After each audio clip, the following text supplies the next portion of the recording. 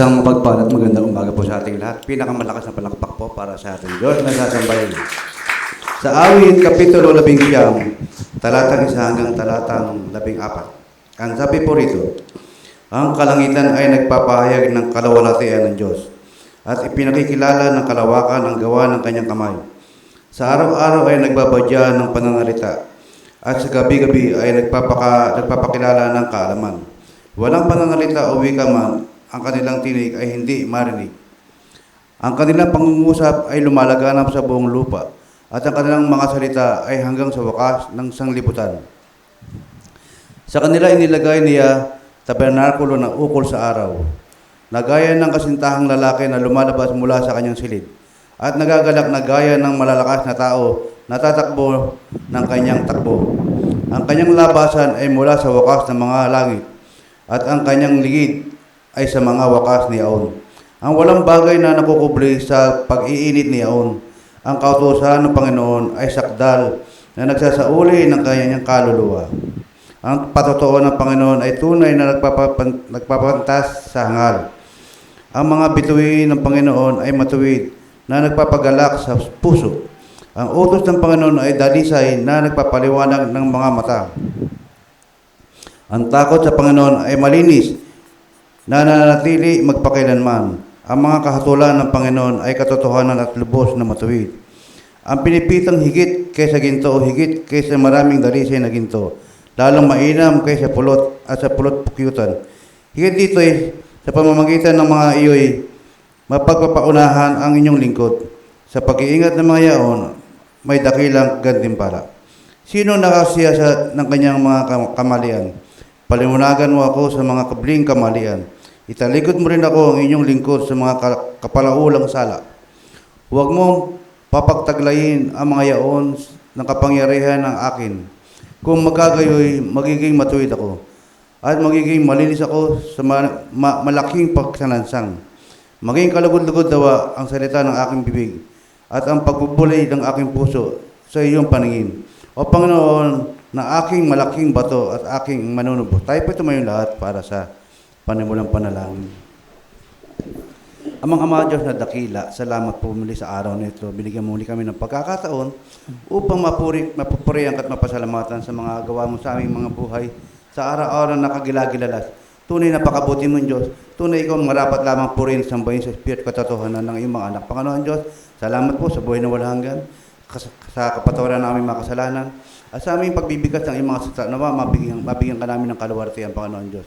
Salamat, Panginoon, sa araw na ito, narito mga kapatiran, taglay-taglay ang kalakasan pisikal, higit sila spiritual, upang sumbayin ka sa aming harapan, Panginoon Diyos. Ikaw ang Diyos, ngayon magpakailanman na hindi nagbabago, tapat siya kanyang mga salita, kaya ang papuri pa sa salamat, tanging sa inyo lang, Panginoon Diyos, sa pangalan ni Jesus, ang lahat po ay magsabi ng Amen.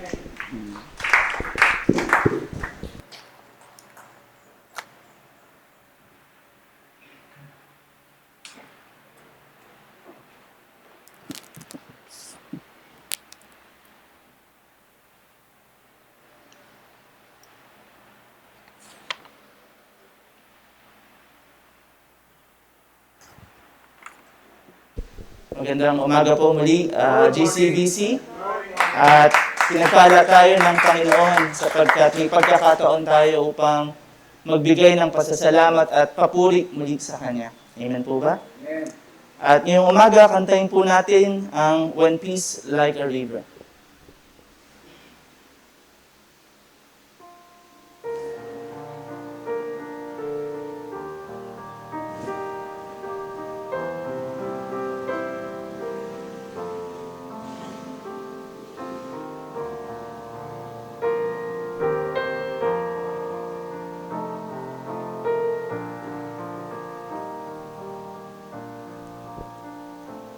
When peace like a river attended my way, when sorrows like sea billows roll, whatever my lot, thou hast taught me to say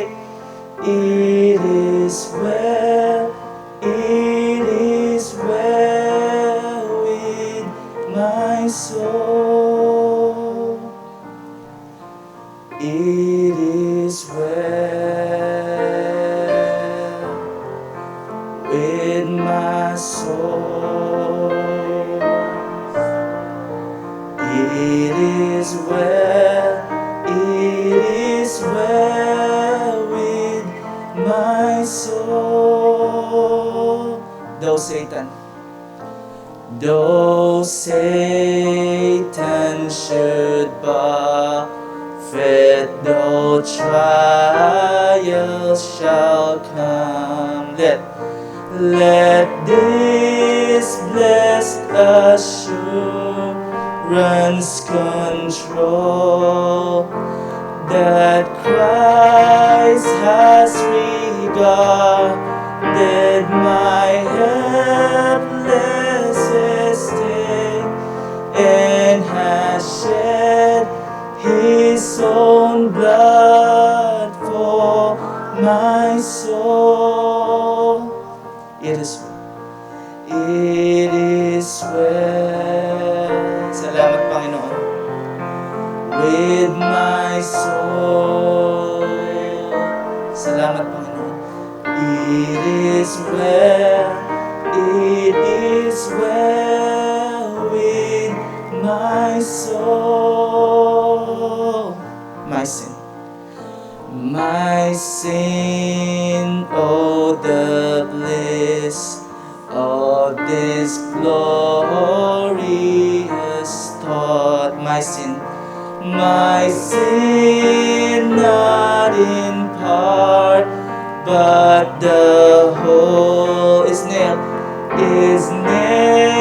to the cross, and I bear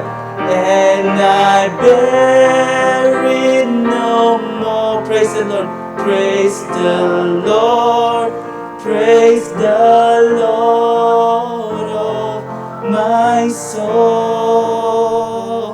It is well. It is well. Come on, church. With my soul. It is well. It is well with my soul. Oh Lord, haste the day. Oh Lord, haste the day when my faith shall beside the clouds. The clouds be rolled back as a scroll. The trump shall resound, and the Lord shall descend. Even so, praise with my soul. It is well with my soul. It is well with my soul. It is well with my soul. Panginoon, salamat sa kapayapaan na pinagkaloob niyo po sa amin. Salamat po, Panginoon, at itinataas ka namin sa umagang ito. Patuloy na pumagitna kayo at maranasan namin ang presensya niyo sa araw na ito. Sa pangalan ni Jesus. Amen.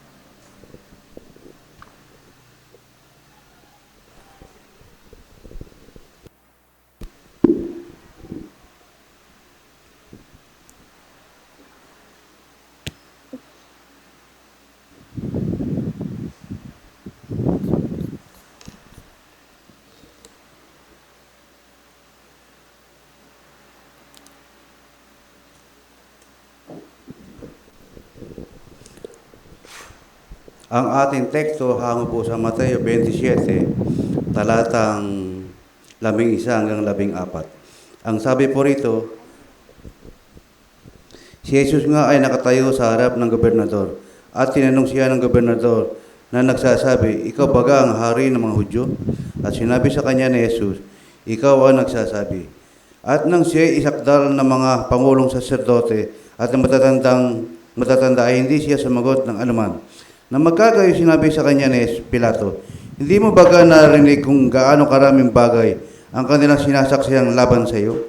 At hindi siya sinagot niya ng kahit isang salita man lamang. Ano pat nang gilalas na mainam ang gobernador?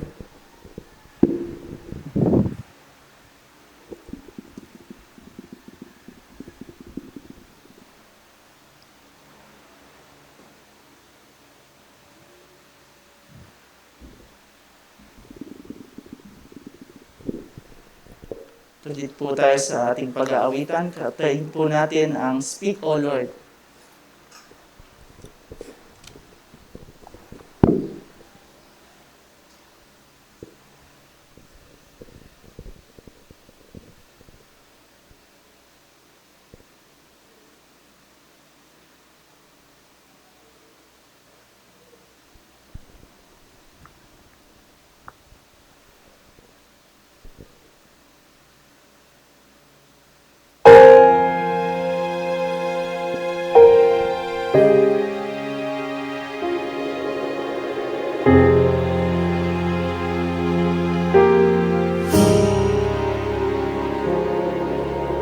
Speak, O Lord, as we come to you to receive the food of your holy word. Come on, church. Take your truth, plant it deep in us, shape and fashion us in your likeness. That the light of Christ might be seen today in your acts of love and our deeds of praise. Speak, O Lord, and fulfill in us all your purposes for your glory.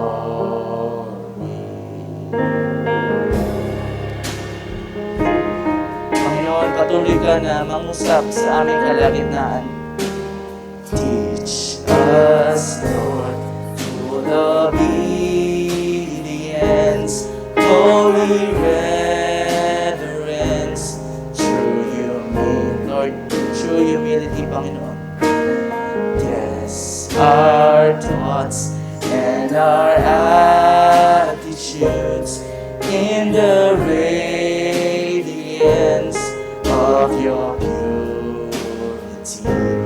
Cause our faith to rise, cause our eyes to see your majestic and so. Come on, church. It's of power that can never fail. Let the truth prevail over unbelief. Salamat, Panginoon.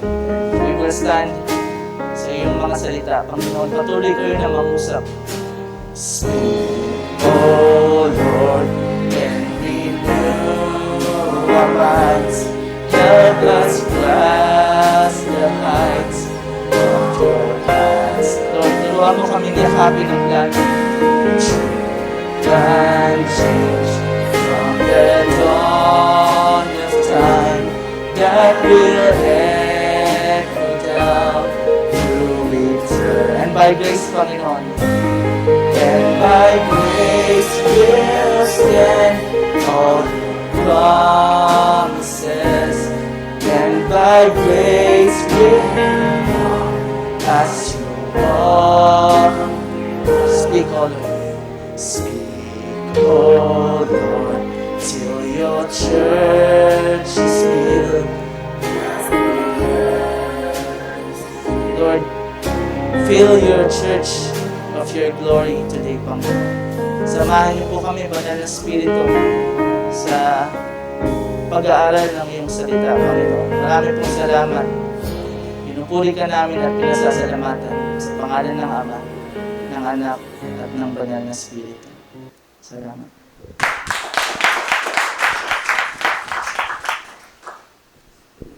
Tayo po yung makakaupo na.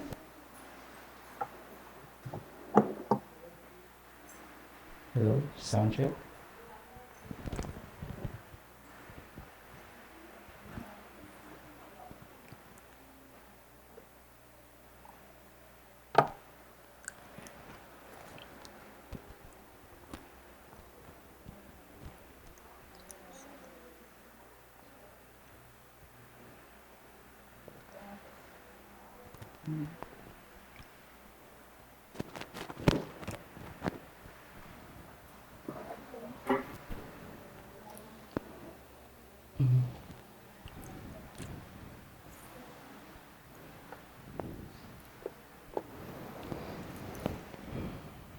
Good morning po, GCBC.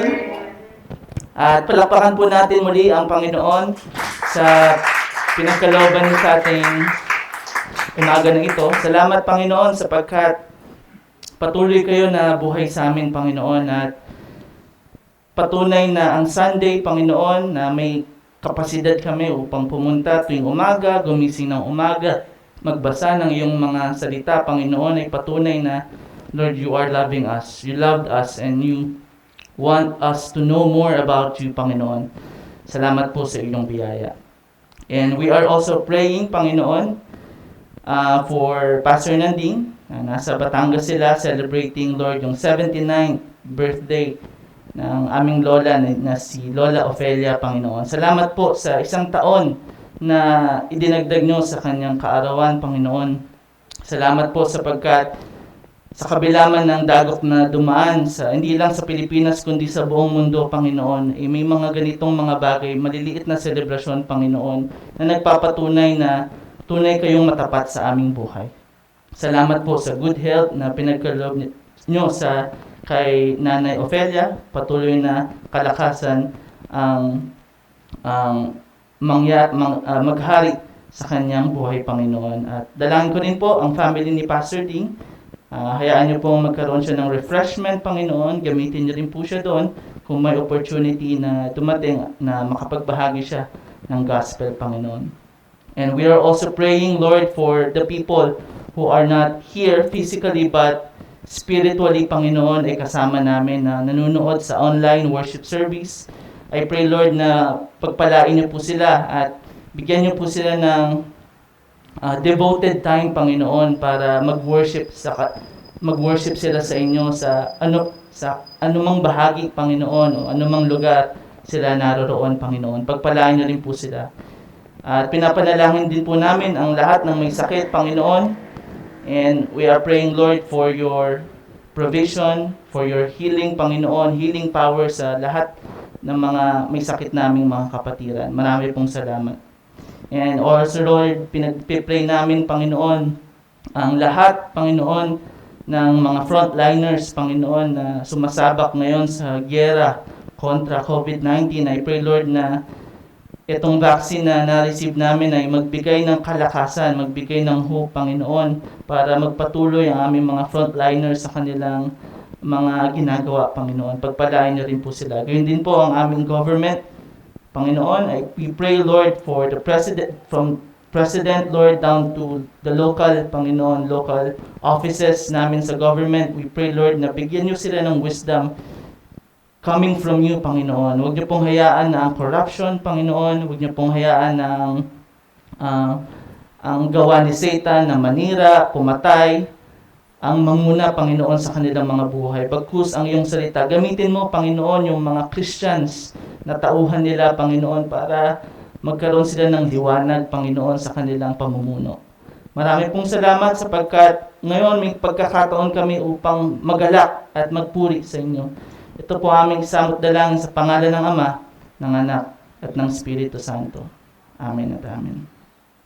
Good morning po muli, CCBC. Ako po si Mario San Pablo. You can call me Mario. Yung iba, tinatawag akong Brother Pude. Kasi I've been here for almost like 10 years. Since 2009 ay nagsiserve na po ako sa Panginoon bilang youth minister natin.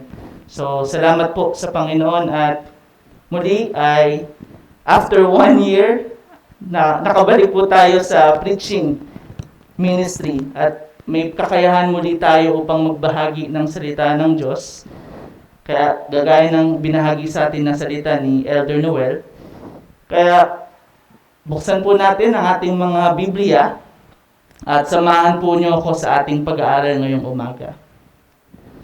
So lahat tayo bilang at sa mga bagong dating, ang teksto po na ating pag-aaralan ay sa aklat po ni Mateo, Matthew chapter 27 verses 11 hanggang 14. Muli po, Matthew chapter 27 verses 11 to 14. Yan po ay unang aklat ng Bible sa New Testament. At isa yan sa pinakasikat na aklat nung panahon ng mga church fathers natin. Kasi sa panahon natin ngayon, ang sikat na aklat ay Mark kasi siya yung pinakamaiksing gospel. Ito namang Matthew, pinakasikat siya kasi napakaganda ng presentation niya about kay Jesus Christ. Kung nandun na po tayo sa Matthew chapter 27 verses 11 to 14, tayo na po ay magsimula sa ating pag-aaral. Lahat tayo bilang mga mananampalataya, alam natin ang value ng pag-aaral tungkol sa buhay ni Jesus. At di lang dahil sa lalago tayo intellectually, pero alam natin na ang practical side or yung practical benefit kapag pinag-aralan natin ang buhay ni Jesus. Amen po ba? Sabi ni J.I. Packer, isang pastor at isang scholar, sabi niya, kapag nalaman mo daw ang main business pala nating mga Christians ay mag-grow tayo sa journey natin kasama ang Panginoon. Yan ang primary goal. Yan ang primary business natin. Mag-grow tayo sa ating knowledge about kay Jesus Christ. In fact, sa baptism, di ba? Yan ay simbolo ng ating pagsunod na may commitment na tayo na pag-aaralan natin at gusto natin maunawaan at makilala ang Panginoong Hesukristo. Amen po? So, uulitin ko po, ang sabi ni J.I. Packer, kapag nalaman mo na ang main business pala nating mga Christians ay mag-grow tayo sa journey natin kasama ang Panginoon, lahat ng problema, lahat ng pagsubok sa buhay ay magkakaroon ng kahulugan. Hindi ko po sinasabing masosolve lahat ng problema o lahat ng pagsubok sa buhay. Ang sinasabi ko po, magkakaroon tayo ng proper approach, proper attitude, na kapag dumating ang isang pagsubok, dumating man kahit anumang unos sa buhay, alam natin kung paano natin haharapin ito. Amen po ba? Kaya nga po, mahalagang mahalaga ang patuloy na pag-aaral tungkol sa buhay ni Jesus. At kanina binasa ni Elder Noel, isa yan sa nakakaintrigang pangyayari sa huling araw ni Jesus. Ay yung pananahimik niya sa gitna ng pamimintang ng mga pinuno ng mga Jews at mga tanong ni Pilato. Nakakaintriga nga naman mga kapatid, kasi hindi naman siya ganun makitungo, lalo na sa harap ng mga Pariseo at mga tao. At lalong-lalo na kapag ang usapan ay tungkol sa Diyos. Hindi naman siya pala tahimik si Jesus. Tama po ba mga kapatid? Hindi siya nahihiya na i-proclaim yung salita ng Diyos. Ganyan ang pagkakilala natin kay Jesus. At ganyan ang sinasabi ni Matthew ganyan ang sinasabi ni Matthew tungkol kay Jesus. So, kilala natin si Jesus bilang tagapaglahad ng katotohanan ng Diyos. At isang magandang halimbawa nga dito ay makikita natin sa Matthew chapter 22 verses 23 to 33. Kung nabisit nyo na yung text na yan, Matthew 22 verses 23 to 33, nang ang mga Saduseo na hindi naniniwala sa resurrection ay tinanong nila si Jesus, anong mangyayari daw sa mga nakipaghiwalay o nagkaroon ng pangalawang asawa sa resurrection. Ano daw mangyayari sa kanila? Yun yung tanong ng mga Saduceo. Dito, hindi siya nanahimik, kundi tahasan niyang sinabi na mali ang kanilang interpretation pagdating sa resurrection. So, imbes na si Jesus ang manahimik, yung nanahimik, yung mga nagtanong, yung mga Saduceo. So, ibig sabihin, wala sa karakter ni Jesus ang pagiging tahimik, lalo na pagdating sa usapin ng salita ng Diyos. Sa katunayan, 80% ng content ni Matthew o yung gospel ni Matthew ay mga long speeches ni Jesus Christ o yung mga salita ni Jesus. And Matthew is the only gospel na nakarecord ng pinakamahabang sermon ni Jesus Christ. 3 chapters, Matthew chapter 5 hanggang chapter 7. So talagang si Jesus Christ pinakita sa Matthew na talagang vocal siya. Talagang outspoken siya pagdating sa salita ng Panginoon. At ngayong umaga, ang tanong po natin ay, what can we learn from Jesus' silence? Paano tayo matututo sa pagkakataong tahimik si Jesus?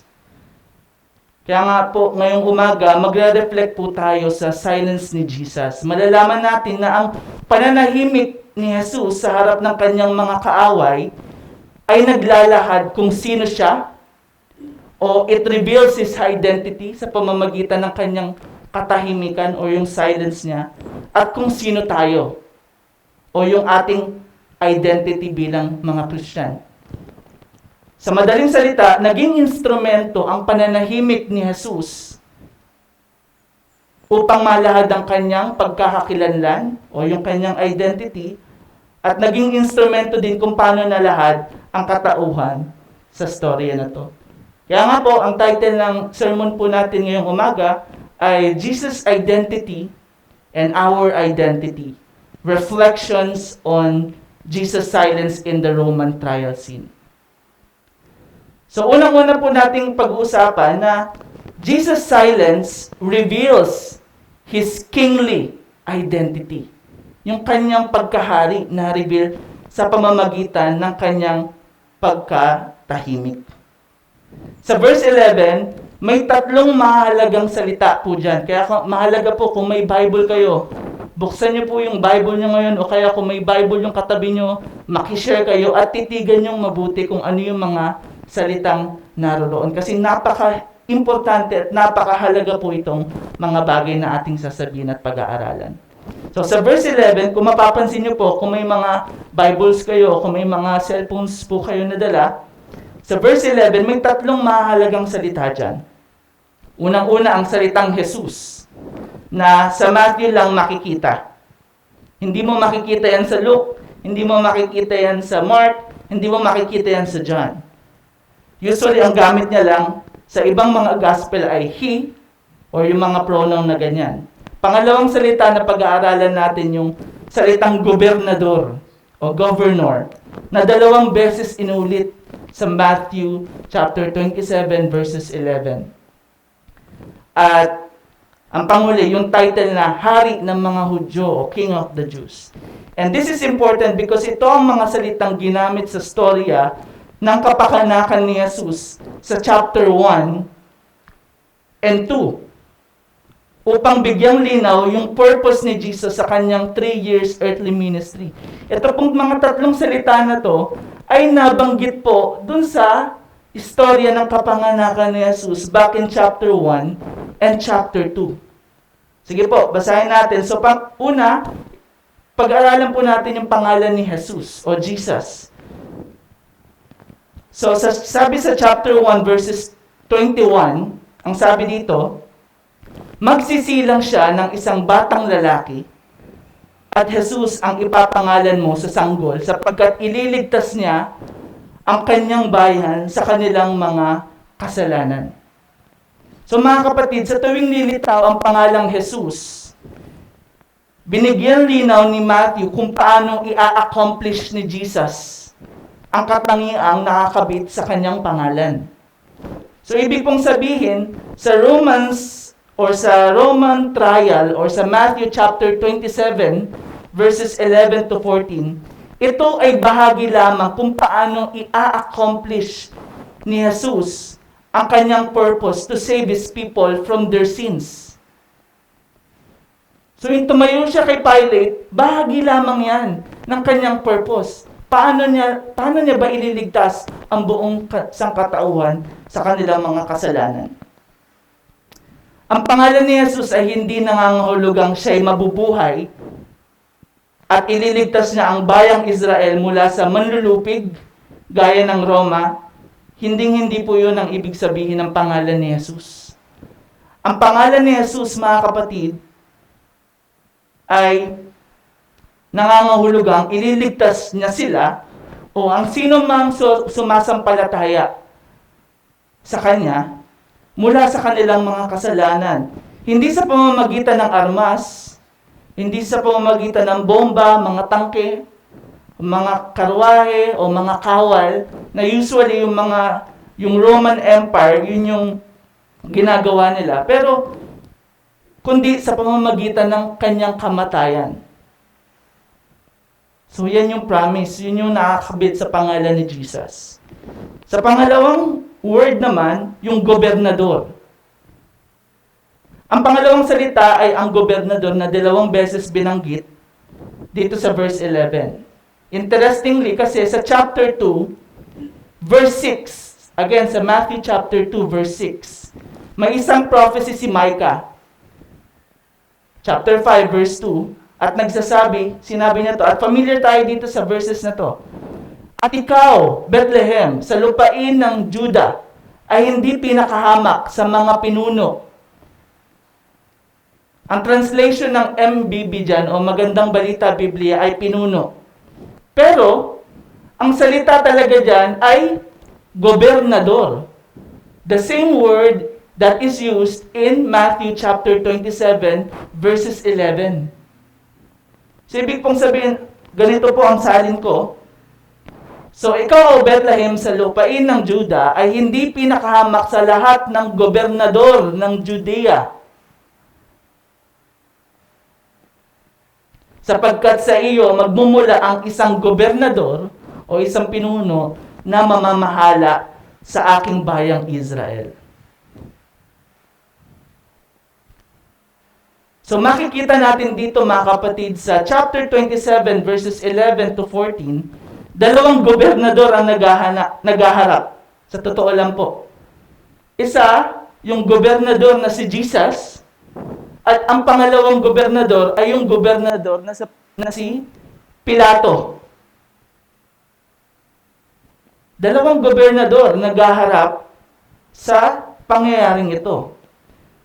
Ang maalam na gobernador na si Jesus at ang walang sariling desisyon na gobernador na si Pilato, who later on gave in to the demands of the Jews to crucify Jesus. Diba? Sa social media, every time na sinasabi nila, huwag mong idadamay ang Bible kapag dating sa politics. Diba? Yan yung naririnig natin sa social media at kahit na sa ilang mga tao, huwag mong idadamay yan, sagrado ang Biblia. Huwag mong idadamay sa politika yan. Pero, but the Bible has a lot of political terms. Amen po? We hear from the Bible a lot about powers, dominion, authority, kingship. Dito nga sa binasa natin, may 2 political terms. Governor and King of the Jews. So, ibig pong sabihin, mahalagang aspeto, may pakialam pala ang Diyos natin pagdating sa politics. Hindi lang sa politics pagdating sa government. Kasi ang politics, iba't ibang areas. Tama po ba? May politics sa family, politics sa trabaho, politics sa government. Pero ang sinasabi dito ni Jesus, He is indeed, siya talaga ang hari ng mga Hudyo. Siya talaga yung King of the Jews. na deserve ng full of respect. So sa pangalawang salita po, yung si Jesus ang hari ng mga Hudyo. Interestingly, kasi hindi kailangan ni Jesus na magsalita para malaman ng lahat na siya ang hari ng mga hari at Panginoon ng Panginoon. Amen po ba? Hindi niya kailangan magsalita at hindi na kailangan ng ating papuri para masabi na, ay, si Jesus, King of Kings and Lord of Lords. No. He doesn't need our praise. He will still be God and He will still be Lord of Lords and King of Kings even without us. God can even turn insults into praise. Yung mga insulto sa Kanya, pwede niyang gawin niyang papuri para sa Kanya. May mga commentators na nagsasabi na the way Pilate asked Jesus sounded like a mockery. Yung pagtatanong ni Pilate na, "Are you the king of the Jews?" Ikaw bang hari ng mga Hudyo? May halo daw itong pangungutya. Kasi nga naman, ikaw ba yung hari ng mga Hudyo? Bakit yung mga disciples mo nagliparan na? Bakit yung mga disciples mo umalis na? Nasaan na ang mga sundalo mo? Bakit hindi ka magsalita kung ikaw nga talaga ang hari ng mga Hudyo? And Jesus was not the only person in history na tumayo sa harap ni Pilato. Maraming mga rebellion nung panahon ni Jesus. Pero sila, ang kakaibaan, sila talaga ang pinuno, gusto nilang pataubin ang Roman Empire. Pero may mga followers sila, may mga sundalo sila, may army sila. Pero si Jesus, He doesn't have any armies. Wala siyang armas. Wala lahat. Siyempre, alam natin na yung tinanong ni Pilate si Jesus, "Are you the king of the Jews?" Siyempre, alam natin na si Jesus ang hari ng mga Hudyo. Kasi ang sabi sa chapter 1, verse 1 ng Matthew, mula kay Abraham hanggang kay Haring David, ang mga ninuno ni Jesus. So kapag sinabing siya ang anak ni David, we talk about royal family line. Prince, kings, yan ang lahi ni Jesus. Ngayon, back in chapter 2, verse 1, sinabi dito ng mga wise men, yung mga magi, sabi nila, panahon ng paghahari ni Herodes sa Judea, nang ipanganak si Jesus sa Bethlehem. May mga pantas mula sa silangan na dumating sa Jerusalem. Nagtanong sila, at ito ang tanong nila mga kapatid, nasaan ang ipinanganak na hari ng mga Hudyo? So sa makatuwid, si Jesus nga ang hari ng mga Hudyo.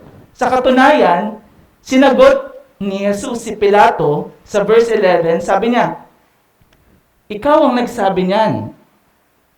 Sa Greek, sa original na language na ginamit dito, it is affirmative in content but ambiguous in formulation. Ibig pong sabihin, ito ay isang maliwanag na oo. Ako nga ang hari ng mga Hudyo. Pero, ibinabaling ang sisi sa sino man ang nagsambit nito. Parang sinasabi ni Jesus, ako nga, pero ako ang hari ng mga Hudyo, hindi base sa pagkaunawa mo kung ano nga ba ang hari ng mga Hudyo. Ano pong lesson ng malalaman natin dito? Without a word from Jesus, tahimik siya. His identity was confirmed in the mouths of his enemies. Pansin niyo po mga kapatid, no? Ginamit yung mga bibig ng mga kaaway ni Jesus para bigyang puri si Jesus. Ginamit yung mga kahinaan ng mga kaaway ni Jesus para i-confirm o patunayan na siya nga ang Lord of Lords, King of Kings, and King of the Jews. He is the true governor, and He is the true King. Sa kabilang banda, nailahad ang pagkakakilanlan o identity ni Jesus sa katahimikan na para sa nakararami ay nagpapakita ng kahinaan. Amen po ba? Every time there is silence, we are so skeptical and we are so negative. Bakit po? Kasi madalas, ina-attach natin yung silence sa pagiging duwag, pagiging takot, pagiging bigo, pagiging sawi, may tinatago, binabae, at iba pang mga nakakabit sa salitang tahimik. Pero nakita natin na nailahad ang kapangyarihan at authority ni Jesus sa mga humble things, sa mga mapagkumbabang mga bagay. Naalala ko tuloy ang sabi ni Pablo sa 2 Corinthians chapter 11 verses 30. 2 Corinthians chapter 11 verses 30. Ang sabi niya, kung kailangan kong magyabang, ipagyayabang ko ang mga bagay na nagpapakita ng aking kahinaan.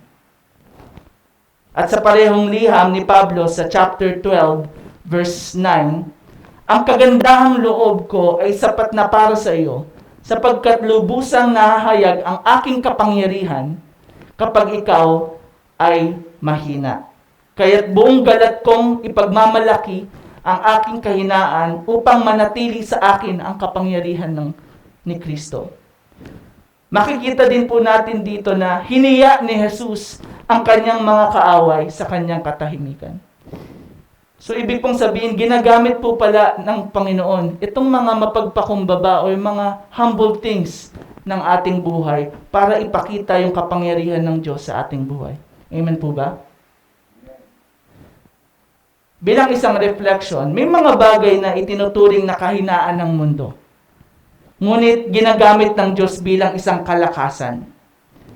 Ano-ano ang mga kalakasan na mayroon tayo o ano-ano ang mga kahinaan na mayroon tayo na maaaring maging kalakasan natin sa harap ng Diyos? Ulitin ko po yung tanong natin, ha? Ano-ano ang mga kahinaan na mayroon tayo na maaaring maging kalakasan o instrumento ng Diyos sa ating buhay? Punta na po tayo sa pangalawang yugto. Jesus' silence reveals who are the real weak. Yung katahimikan ni Jesus, pinapakita niya kung sino talaga yung tunay na mahina. Ang tugon nila Pilato at ang mga punong saserdote, ang mga pinuno ng mga Hudyo, sa pananahimik ni Jesus ay nagpapakita ng kanilang failed expectations o mga bigong inaasahan nila sa isang Mesaya o tagapagligtas. They made pride about their expected kind of leadership which would give them hope. So para sa kanila, Jesus was totally a failure. Kasi, you are claiming to be a king of the Jews, you are claiming to defeat Julius Caesar, yung panahon na yun ay yung emperor ng Roma, pero hindi ka naman sumasagot. You are claiming to be in power, pero wala ka namang army. Hindi mo naman ililigtas ang bayang Israel. So, ganito ang pagtingin nila kay Jesus. Unang-una, makikita natin na yung kahinaan ni Plato o yung kahinaan ni Pilato. Noong pinatayo si Jesus sa harap ni Pilato, Jesus stood hanggang sa si Pilato ay umupo. Pansinin niyo po nung pinatayo si Jesus sa harap ni Pilato at nung si Pilato ay umupo upang magbigay ng hatol sa chapter 27 verses 19, makikita natin agad dito yung kabalintunaan. Kabalintunaan o yung tinatawag nating irony. So, kung sino pa yung nakaupo sa trono, siya pa itong nagpapakita ng kahinaan sa storya. Amen po? Pinakita ni Pilato ang kanyang kayabangan sa kanyang pagtatanong kay Jesus, sa posisyon na meron siya, sa kung paano niya kausapin ng mga Hudyo. Ngunit sa huli, siya'y nabigo at sumuko din kalaunan sa utos at udyok ng mga Hudyo. So, hindi sukat akalain ni Pilato na itong si Jesus na inaakusahang hari ng mga Hudyo ay babasag sa kanyang expectations. He was amazed, sabi sa verse 14, chapter 27, kung paanong tumugon si Jesus sa lahat ng pambabatiko sa kanya. Sa makatuwid, itong pananaw ni Pilato hinggil sa hari ng mga Hudyo ay hindi tumutugma sa pinapakita ni Jesus. Usually sa Matthew, kapag ginamit ang salitang amaze o namangha, sa Greek ay yung tinatawag natin na tavmazoi. Nagpapakita ito ng positibong impresyon kay Jesus. Marahil nakita ni Pilato ang kakaibang presensya ni Jesus, pero still, siya ay nagpagapi pa din sa korap na kapangyarihan. Di ba? Sumunod pa rin siya dun sa mga udyok ng mga Hudyo. So, ang pagiging palalo o mayabang ay naging hadlang tuloy upang makita ni Pilate yung buong identity o yung buong pagkakakilanlan ni Jesucristo. Pinag-usapan natin yung kahinaan ni Pilato, pag-usapan natin yung kahinaan naman ng mga Hudyo. Ganoon din naman ang sitwasyon ng mga Hudyo. Sa verse 12, di ba, nabasa natin na pinagbibintangan nila si Jesus, ngunit hindi naman natin alam kung ano yung nilalaman ng mga bintang na yun. Basta ang sinabi lang, they were accusing Jesus. Pero hindi natin alam hindi sinabi kung ano yung mga accusations na yun. Pero malinaw ito, back sa chapter 26, verse 61, na isa sa kanilang mga bintang, na of course fake news, ay sinabi daw ni Jesus na may kakayahan siyang sirain ang templo ng Diyos at itayo muli ito after 3 days.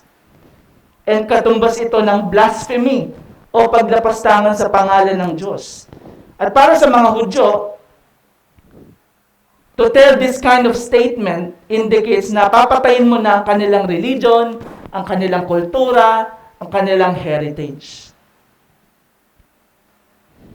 So, at ito ang hindi nila matanggap kay Jesus. Taliwas ito kasi sa inaasahan nilang Messiah na magre-restore ng kanilang independence mula sa Roman Empire.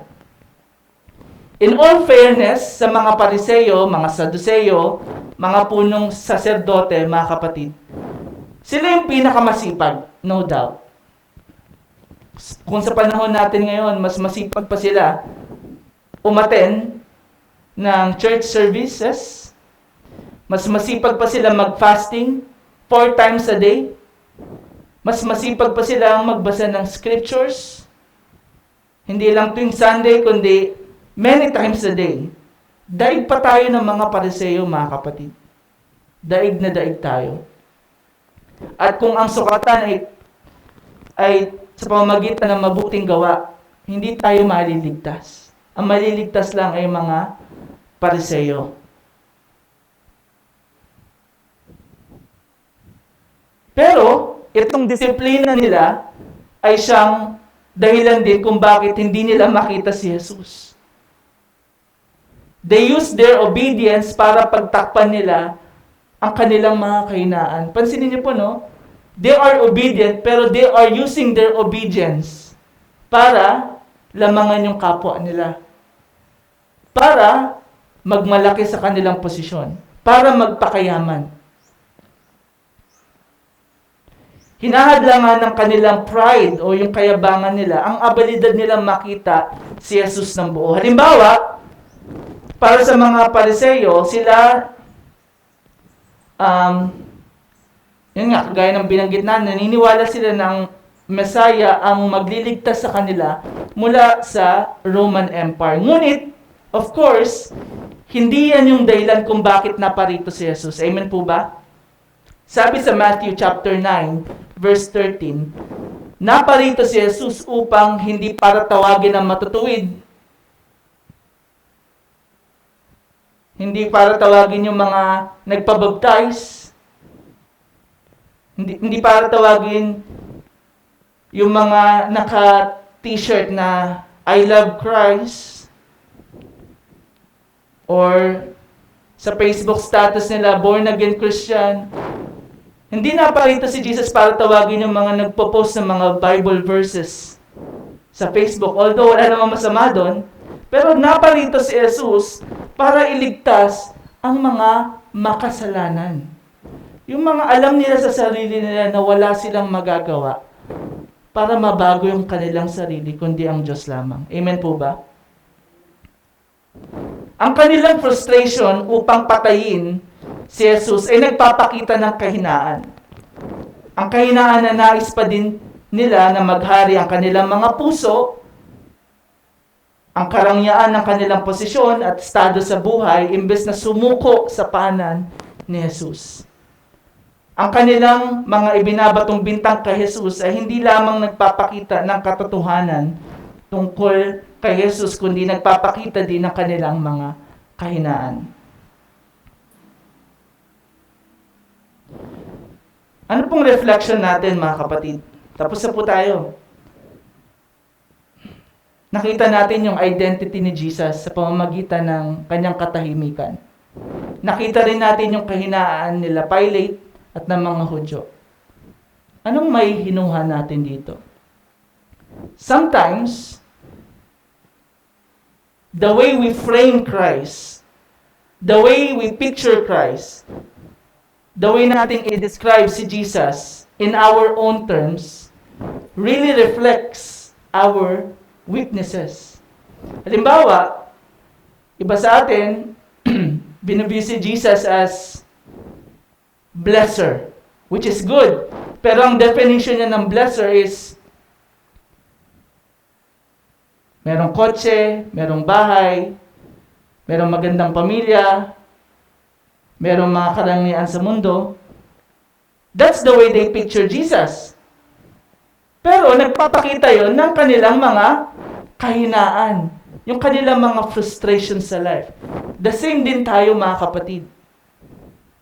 Yung problema ng mga Hudyo, yung problema ni Pilate, ganun na ganun din po ang problema natin sa panahon ngayon. Amen po. So anong gagawin natin? Lahat ng frustrations natin, lahat ng mga hinaing natin, lahat ng kahinaan natin, ay dapat isuko natin sa Panginoong Hesus. Amen po?